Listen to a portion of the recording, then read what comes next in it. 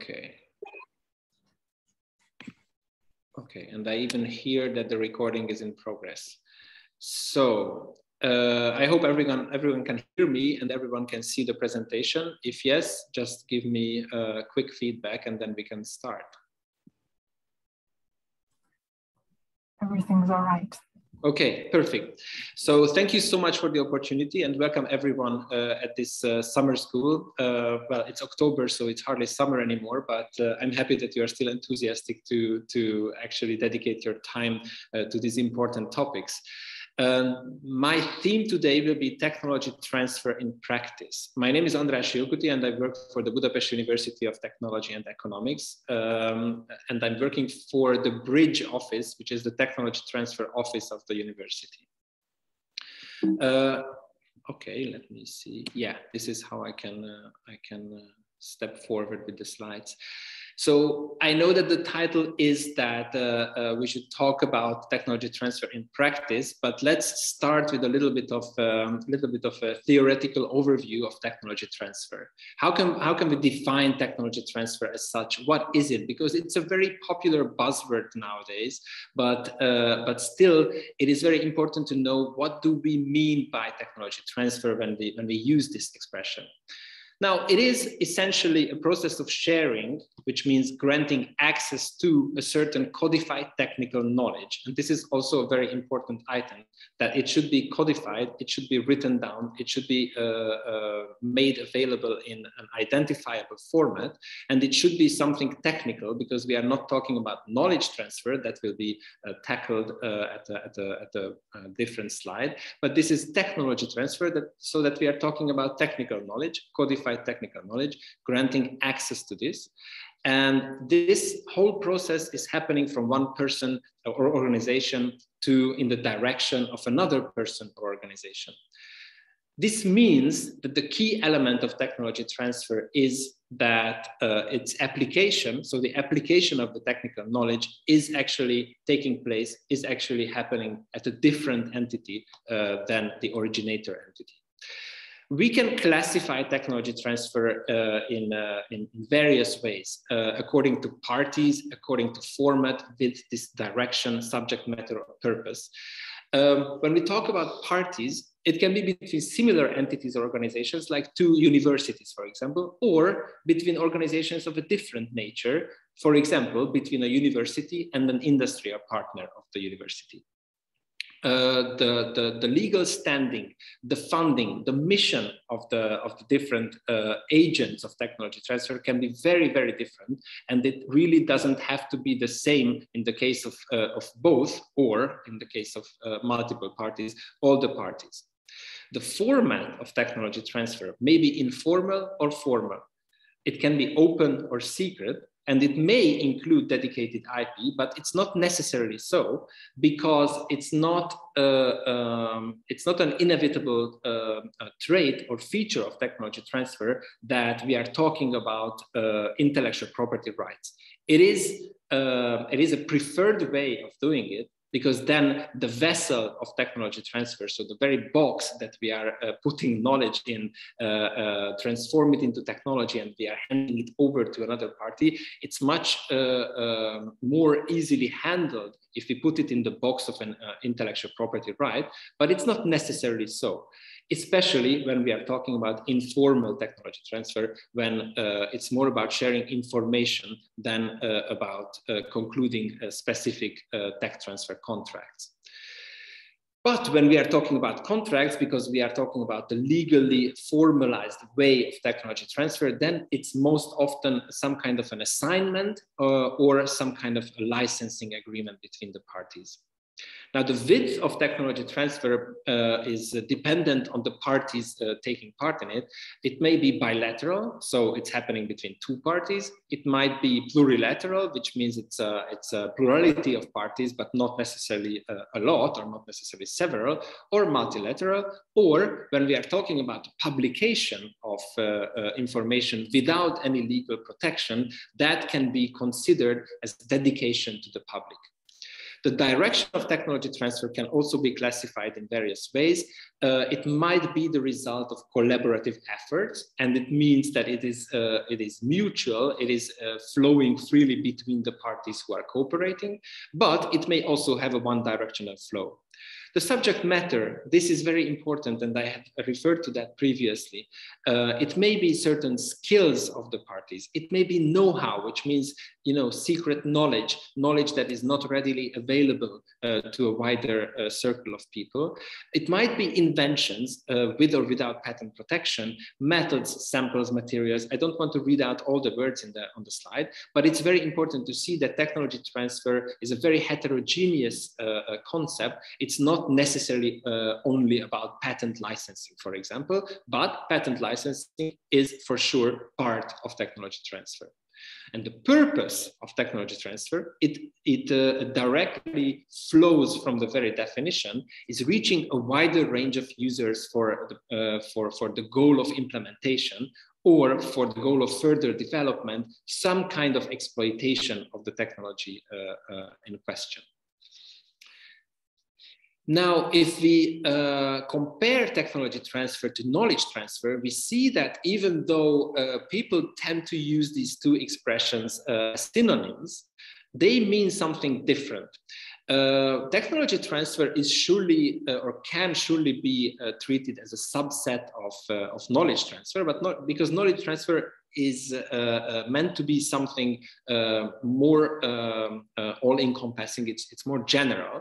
It means it is sharing or disseminating some kind of knowledge and providing inputs to problem solving. Now we can see that technology transfer satisfies this definition, but it's definitely not the same, because knowledge transfer has a wider scope. Knowledge transfer does not necessarily concern technical information, or maybe it is about technical information, but not necessarily on high technology readiness levels. And knowledge usually resides in organizational members, tools, tasks, and their subnetworks, but it's not necessarily codified knowledge in the technical sense that we have discussed earlier. And a very important feature of organizational, institutional knowledge, that sometimes it is tacit, or sometimes it is even hard to articulate. But let's focus rather on technology transfer and what's the importance, what's the significance of technology transfer. Now we can see that it is a prerequisite, it is a condition of open innovation models. I'm sure that you have heard about the comparison of closed and open innovation models, but when a certain organization decides that they are not only relying on internal R&D activities, but they are ready to open up and ready to license in, for example, technologies, or even give access to third parties or other parties to their own technologies, of course, upon certain conditions, so licensing them out, for example, that means that innovation becomes open because several parties are starting to collaborate, and the development and implementation of technology becomes more of a cooperative effort than a necessarily competitive effort in a silo-like attitude. In knowledge-based economies, even policymakers, national and regional authorities, and funding authorities realized that technology transfer is extremely important in fostering innovation, because knowledge transfer can be a driving force behind economic growth and transitionally also job creation.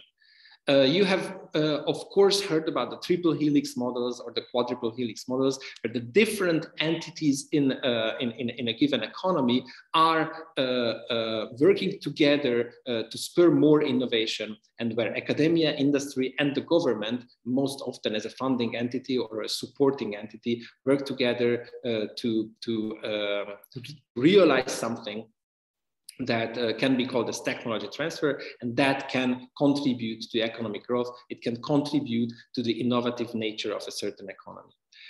Now, the valorization of knowledge and technology, therefore, can be classified into certain activities, like how to capture knowledge, how to codify it once we captured it, once the organization is aware of what has been developed in that certain organization, then how to protect it, mostly from a legal point of view, but also from, for example, a secrecy or confidentiality point of view, how to transfer it in a sound manner, and when that's appropriate, how to retain certain elements of it so that it is not to be abused.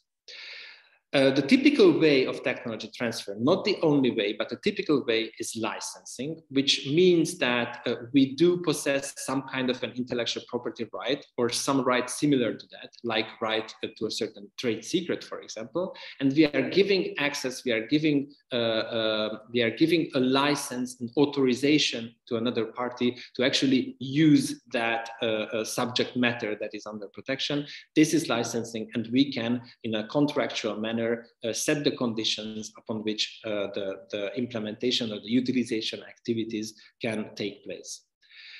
University tech transfer is a special case of tech transfer because everything that we have discussed up until now is the general way of how we perceive, how we might perceive technology transfer. But universities have a special role, they have special interests, and they have special characteristics. And some industry players usually say that it is not even necessarily technology transfer that they get from the university, but more like knowledge transfer because of the TRL level, the lower TRL levels that I was mentioning before. But in any case, because of the specific nature of the activities that the universities are doing, well, we can summarize the essence of the university technology transfer as an activity that has as its goal the exploitation or the commercialization of the research results that are being created at the institution. Now, in a good folk tale, especially in the European culture, 3 is a magic number. Now, universities have 3 missions, as we know it now. Even the 3rd mission is relatively new in this aspect. So universities have as a mission education, as another mission they have research. Now they have a 3rd mission, which in a simplified way means that they wish to make an impact on their surroundings, on their environments, on society. And this is actually very important because this is why technology transfer is essential in the life of a university. Now, universities usually have 3 main sources of innovation, as we will see: grassroots research, so research driven by scientific curiosity. The second is innovation that spurs from university and industry collaboration. And the third is student innovation, so results and research outputs created by the students of the given institution. And universities, as opposed to industry players, they have 3 ways to exploit intellectual property or effectuate technology transfer, which means that they do not necessarily have their own capacities, or characteristically they are not utilizing their IP directly in-house, but they are rather assigning it or licensing it, or they are creating spin-offs. So what are the main features, what are the main characteristics of universities that make them special? So university has a lot of assets. They have research capacity, they have a great motivation to do research, and they also have a cooperative mindset because they are not competitors of industry players. But they also have certain items that are missing. So the university does not necessarily have, as I mentioned, an own commercial use capacity. They are not manufacturing entities. They are not factories. They don't necessarily want to put anything on the market.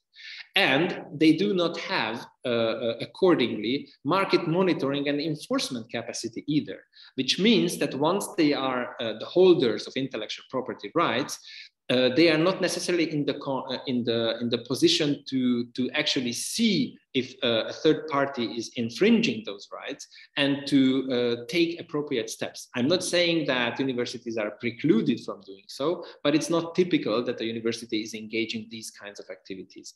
So that is why they need to propel their research results out to all those industry players, to all those economical operators who are able to implement them, who are able to utilize them in a meaningful way.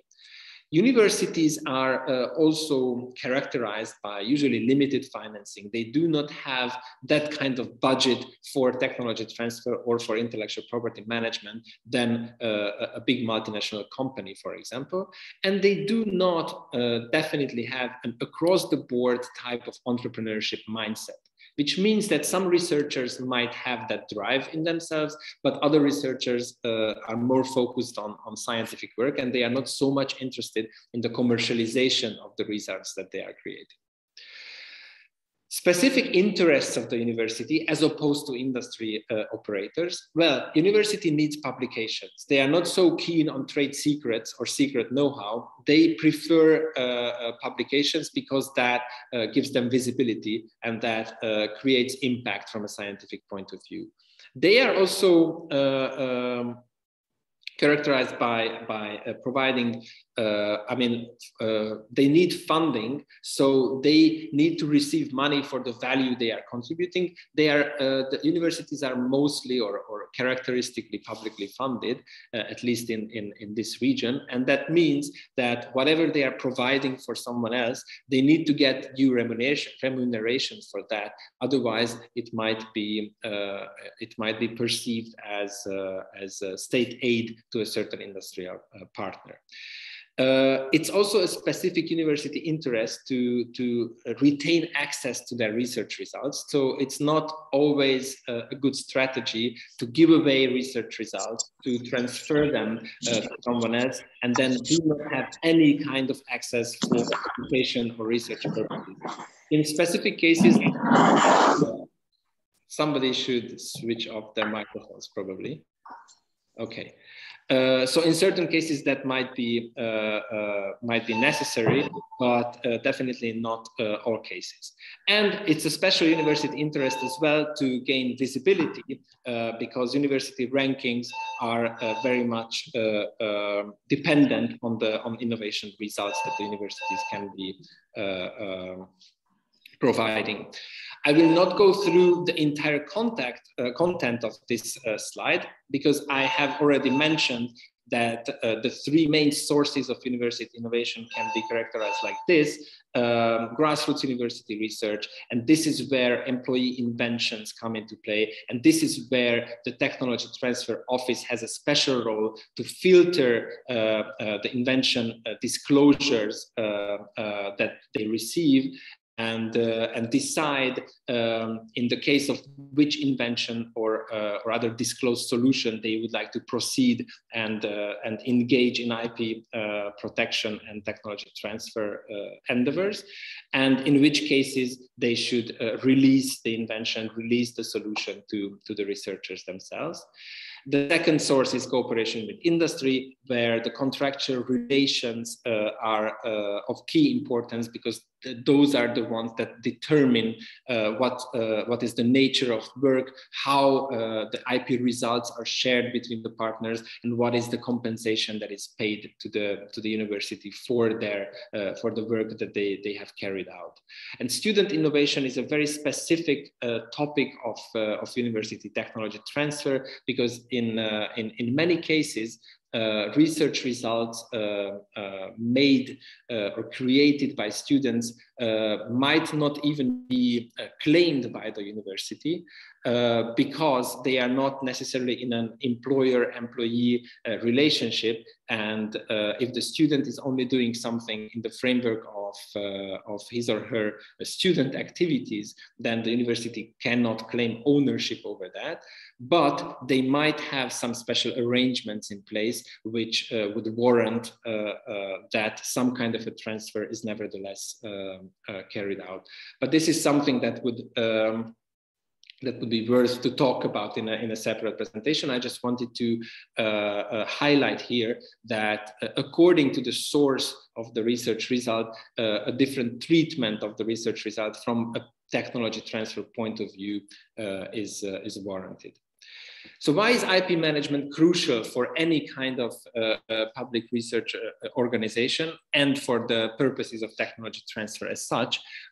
I also mentioned that IP protection is definitely the vessel of research results. So without IP protection, sometimes it is very difficult to talk about technology transfer because there is no boxing, there is no flask in which the research results can be handed over to a partner, especially if the partner wishes to make use of the exclusivity which comes together with IP protection. I also mentioned that the achievement of the university's third mission goals also make it necessary that, the university has sound IP policies with all the necessary procedures and provisions in place. And the IP issues are definitely a cornerstone of university industry cooperation as well, because all those contractual relationships can only be balanced if the university has a very conscious approach to these issues. Not to mention that when the university wishes to create a spin-off, that means, which means that a certain company is being established for the purpose of utilizing or commercializing university IP, then the allocation of these rights needs to be unequivocal, it needs to be transparent, and it needs to be legally sound. This is an illustrative picture that tries to show what important role does technology transfer play in the life of a university. We can see that the whole rocket, which is aiming at the destination of exploitation of the research results, is powered by the research results themselves. And all the parts in blue are parts of technology transfer. So the three main, let's say, pillars of technology transfer here in the middle, you can see is IP protection and IP management. So the decision about whether to pursue IP procedures at all. And if yes, what type of IP protection the university is seeking, for what purpose, and in what markets, and you know, all those IP strategic questions that arise in this context. And then one also needs to register and manage the IP assets, the IP portfolio for university in order to be able to conduct meaningful technology transfer. Now, the second pillar of technology transfer is development, which means that the university should be able to develop a little bit its research results. The technology readiness levels should be able to improve a little bit, which does not mean that the university has to reach TRL 9 or TRL 7, but it needs to be closer to the market, because there is a significant gap between the usual TRL level of the university research results and a product or a service or some kind of technology that the industry wishes to absorb, and that gap needs to be bridged somehow. And this means that sometimes the university has to go an extra mile to be in the position of being able to do that. And the third pillar is technology marketing, reaching out to the environment of the university, reaching out to potential industry partners, and trying to sell what they have, trying to license it, trying to assign it if that's necessary, or dedicating it to the public domain if that's the way to create an impact. And as we can see with the different color here, I have already mentioned spin-offs as companies which are originating from the university. Sometimes they are even partially owned by the university, but sometimes they are not. But it means that it's a separate legal entity from the university, which has the very goal of utilizing and commercializing university IP. And this is an ideal outcome, because that means that, that there is actually market activity relating to a certain IP asset. It's not guaranteed it will be successful, but still that indicates that it has market viability. Elements of university IP management. This is just a list to let you know how heterogeneous, how colorful IP management is at the university. It starts from creating a sound IP strategy and an IP policy which is transparent and understandable for all the citizens of the university, and goes from the disclosure and evaluation of IP until awareness raising, communication, and inserting or injecting IP awareness into the education of the university student as well. And of course, between these ends of the spectrum, there are lots of activities that contribute to successful IP management measures. When it comes to technology marketing, the third pillar that I mentioned in connection with the rocket picture I showed you, it can be very different types of activities.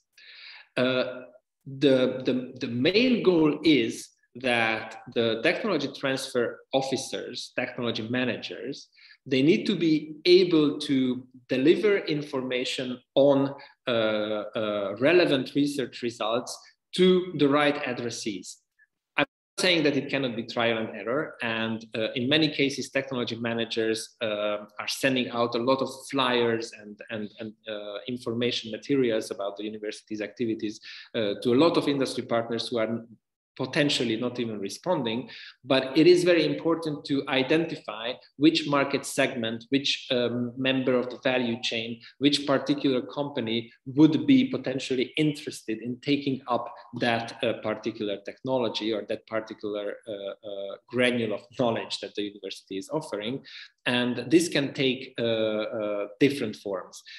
The university or the tech transfer office can use the researchers' own contacts because they were consortium partners with the university, because the researchers were former employees of that company, and so on.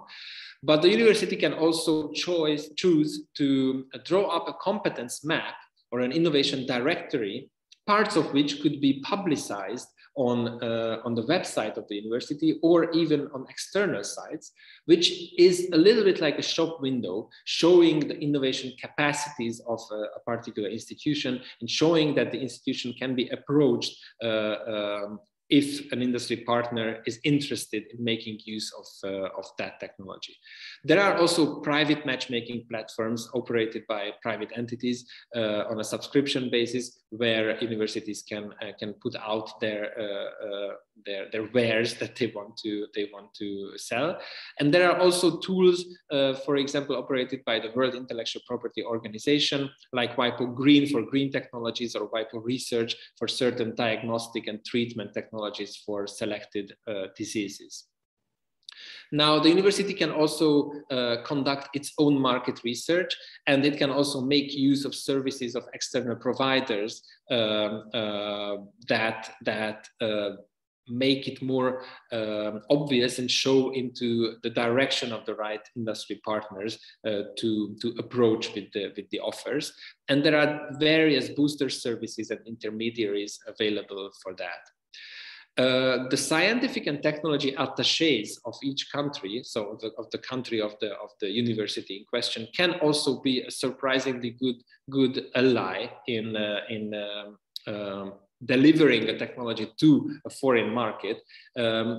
We have very good experience with using the network of scientific and technology attachés, so I can only recommend that to representatives of other universities. Cold calls are always available, as I said, with to the point and short technology flyers, one-pagers. One can approach industry partners on LinkedIn, in email, or by any other means, showing them what the university has. And if that spurs their attention, if that titillates them in a way, they will get back to you, they will get back to the university, and they will ask for a technical discussion. There are technology fairs, pitching events, venture capital funds and venture builders. They are all available. I just wanted to show you the variety of measures that the Technology Transfer Office can choose from when it comes to technology marketing. Cooperation with industry, I have shared with you a couple of thoughts about that. The research contracts can be very different in nature. The best for the university is when there is a collaborative research cooperation between industry and the university, because usually that's the least unilateral, that's the least unbalanced construction, because then both parties are contributing to the project, both financially and by brain power, and that means that the outcome can be shared accordingly. But of course, other models are imaginable as well, and it's very typical that universities are approached with research contracts where both the task and the financing comes from the industry partner, and then all IP is usually assigned to the industry partner because that's the very goal of the exercise. But when it comes to the first source of innovation that I have mentioned before, the scientific curiosity-driven research, then of course the best possible outcome is to have a licensing agreement in place where the university's technology is being licensed out to an industry partner, and then it can also create meaningful revenues for the institution as well. But when it comes to external funding, be it the European Union or a national funding scheme, then consortium agreements are essential, and consortium agreements usually have very significant IP management measures so that the parties enter into this relationship with full knowledge of what they can expect from the cooperation, also from an IP point of view. The university's position in cooperation agreements is specific because of the special characteristics and interests that I have highlighted before. It is important that the chain of title be unbroken. That means that the universities need to claim ownership over the IP assets that are created by the employees, and they should be in the position to actually license it or to assign it to their partner. This is what I mean by unbroken chain of title, which means that researchers in their private capacity are not in the position to transfer any rights to industry partners. And this is very important to bear in mind at all times, because we have had problems about that. The background IP, which is IP assets that are not created in the framework of the project, but were created before independently from the project, need to be identified, because they need to be treated in a special way, and they do not necessarily share the fate of the results that are created in the project carried out together. So the bottom line is that the university needs fair and proportionate compensation for what they are doing, and the joint results, so something that is created in the framework of the cooperation with the industry partner, need to be the object of a clear agreement, because many details need to be sorted out in advance, so that parties do not engage in disputes at a later stage. I think this is the last slide I wanted to show you, and this is definitely not something that I would like to read out to you line by line. I just wanted to remind all of you, which I'm sure you are aware of, that dissemination and IP protection are not mutually exclusive.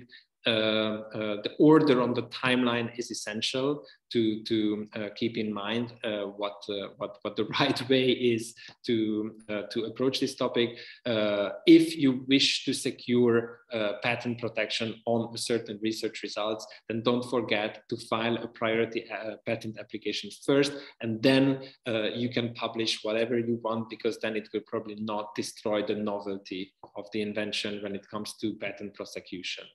The real dilemma does not lie, therefore, between dissemination or IP protection, so patenting and publication, but rather whether one, be it a university or an economic entity, wants to rely on trade secret protection or patent protection, because those two are indeed mutually exclusive, even though they can be complementing each other to a certain extent. But for the very same invention, it's usually mutually exclusive, and there other considerations need to be taken into account. But if somebody wants to rely on trade secret protection, then publication is excluded anyways, or if the industry partner is insisting on keeping something secret that the university was creating, then the publication route is excluded, and then it is a different context in that sense. These were my practical tips for technology transfer, and if any of you have any question, then of course I'm happy to answer them. Thank you so much. Thank you. András, Tamara here, knowing IPR project manager. I have a question which is somehow deriving from the situation in Slovenia. Mm-hmm. Meaning few weeks ago, there was a national conference on technology transfer in Slovenia, and a lot of discussion was put on how to bridge the death valley of the TRL, how to reach the invention to become market ready. And several ideas were put forward, in usually the ones with the additional funding, so that the inventions are further developed. So my question now would be, what is the situation in Hungary in this regard?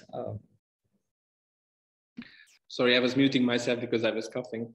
So yeah, it is a great challenge. And I'm not saying that I'm in possession of the philosopher's stone. What we are trying to do is to encourage cooperation between the different faculties of the university. So we are trying to do that in-house, because certain faculties, especially in our case, the faculty of informatics and electric engineering, they are ready to take part in a lot of innovative projects where they see that their contribution would actually significantly raise the TRL level of a certain invention.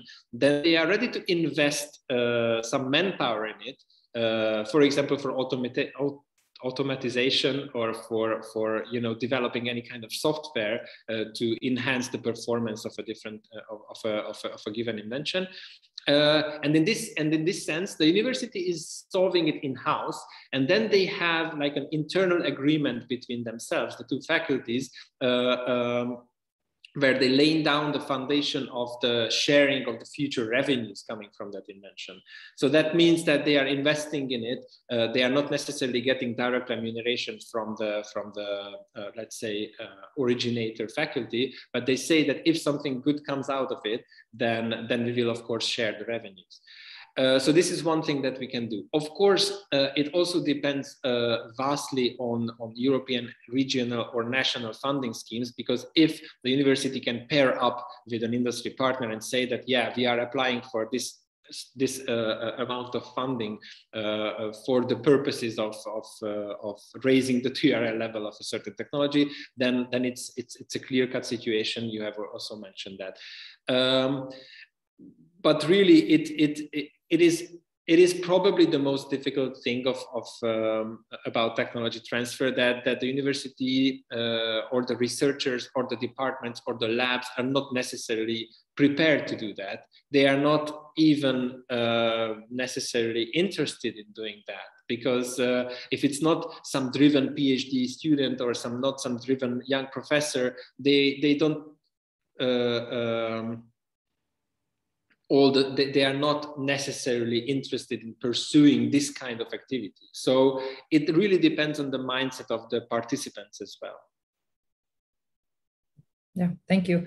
Yeah, it's actually some research that we were conducting at our faculty that shows totally in this direction. At least the last emphasis that you made on the motivation of the researchers, because me myself being a researcher, I am surrounded by my colleagues who find publications and just breakthroughs sufficient enough and then the development is not that what we are and my colleagues are seeking for. So it's well, the other thing, and then I would pass the floor to Anna after this sentence, and then I will have to leave eventually. I'm sorry, I have another meeting to attend. But yeah, I mean, spin-offs are also something that can be taken into account, but it really depends whether the researchers want to pursue it or not. And a very, well, let's say realistic, not necessarily sad lesson of technology transfer is that you need willing researchers to do it. So if the researchers are not motivated to do something with their invention, then the technology transfer office is definitely not the entity that can make it happen without the active participation of the researchers. Oana? Hi, thank you. Just a short question in addition to Tamara's question. In your experience, which is most likely to happen? Does the industry come and contact a university in order to benefit from the research's results? Or it's the other way around? The university is usually contacting the industry and is trying to sell, let's say, the research results, in your opinion or in your experience? Well, both are happening. So, of course, industry is approaching the university or many universities because they know what their skills are, what their knowledge is, what their competencies are. So they do approach the university in many cases. And there are a lot of contract research activities in the case of universities where, as I mentioned, where the industry brings the topic, brings the task, and brings the money to the table and say, okay, do this for me.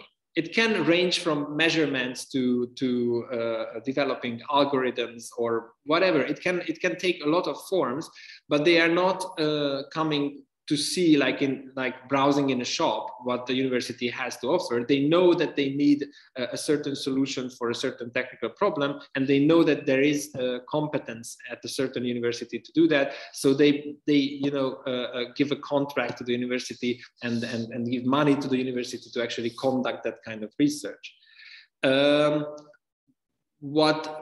What we are talking about is sometimes, the other direction, where something is created at the university because a certain project has led to a research result that might be interesting for the industry. And then comes the role of the technology transfer office when they try to, sell that to the external partners and say, hey, we have something interesting that might be useful for you. But, both are happening. They are just different. They just have different origins and different motivations because they are coming from different directions. But both of them are happening, and technology transfer has a bigger role in the second. Thank you.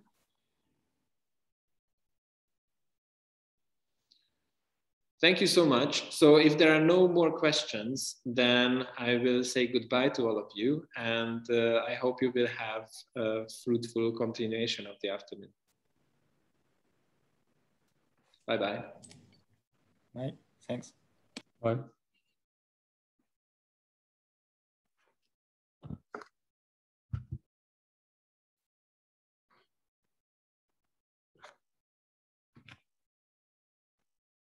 Okay, as we finish with our first speaker, the next one who is in line, it will be me, Victor Chipoy. So what I'll do now is I'll present to you the